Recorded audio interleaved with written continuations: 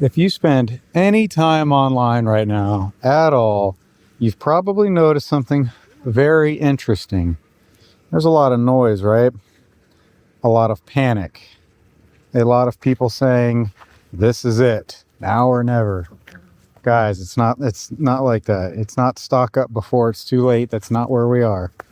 Here's the truth most people don't want you to hear, okay? Guys, stick around. I'm being serious. Preparedness doesn't fail because people lack supplies. It's not how it works, guys. It fails because people panic. And panic makes people rush. Our waters were frozen last night in zone 10A, guys. We had to do some maintenance around the homestead today. Panic makes people overspend. It makes people copy systems that don't fit their land, their climate, or their lifestyle. Today, we're going to be talking about something a little different, okay? Not panic prepping, not fear-driven homesteading by any means. Calm habits, okay? The homesteads that quietly last through hard years are not going to be the loud ones. I'm serious. They're the ones that already had systems in place before stress ever showed up to begin with. So today, as we walk around the homestead, checking on the waters and the animals, guys, we had single-digit wind chills last night in zone 10A. Single digit. I'm sharing 5 calm habits that make any homestead more resilient heading into 2026. We're what, February today? I mean, wow, where did January go? No panic, just steady, practical resilience, okay? Habit number 1, routine over reaction. The first calm habit is choosing routine over reaction. Calm homesteads don't reinvent themselves every time something goes wrong. They don't overhaul everything because of one storm, because of one freeze, because of one bad headline.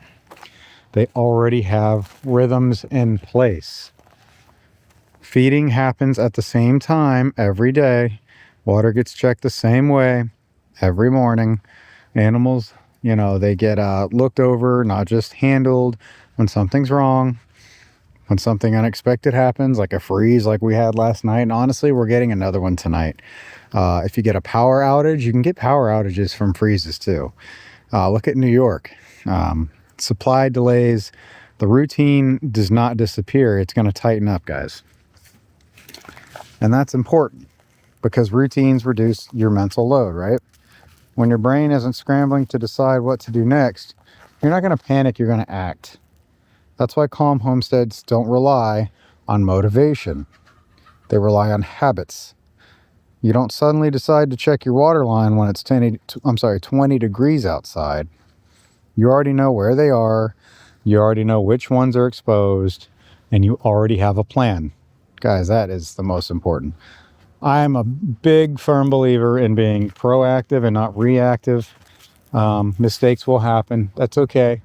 Unfortunately, I think I have a water pipe issue over here to my right that I'm going to have to deal with here in a minute. Familiarity is calming, though, even during stress, okay? That's what routine does for you. And habit number 2, redundancy without obsession. The second habit is redundancy, okay? Calm homesteads believe in backups, not in your hoarding. You don't need 10 of everything. You don't need the entire grocery store worth of toilet paper. Y'all remember that? You need 2 that work. You don't need 10. 2 ways to water your animals. 2 ways to feed if one supply gets delayed. 2 ways to heat or protect your vulnerable systems. Redundancy is not about fear. It's about acknowledging reality. Guys, things will break. Weather will change. Life interrupts plans. Obsession turns preparedness into anxiety. Calm homesteads don't stockpile endlessly. They rotate, they test, they use what they have in store. If you can't carry it, maintain it, or replace it, guys, it's not resilience. That's called clutter, okay? Clutter creates stress, maybe unorganization. A calm homestead is one where backups are intentional, visible, and manageable. All the goatees are in the sun today. I don't blame them, man. Habit number 3, skill stacking over gear collecting, okay? This one matters more than people realize. Your skills will compound, your gear will rust. Calm homesteads invest in knowing how things work, how to shut off your water manually, how to temporarily reroute irrigation, how to safely insulate, drain, and bypass your systems. Skills travel with you. Gear stays put. It ain't going nowhere. A calm homesteader doesn't panic when something fails because failure isn't unfamiliar. They've already fixed a fence. They've already repaired a valve. They've already improvised a solution once before. And that experience matters. You don't need to know everything. You just need to know a little more than last year, yesterday. That's how calm builds over time.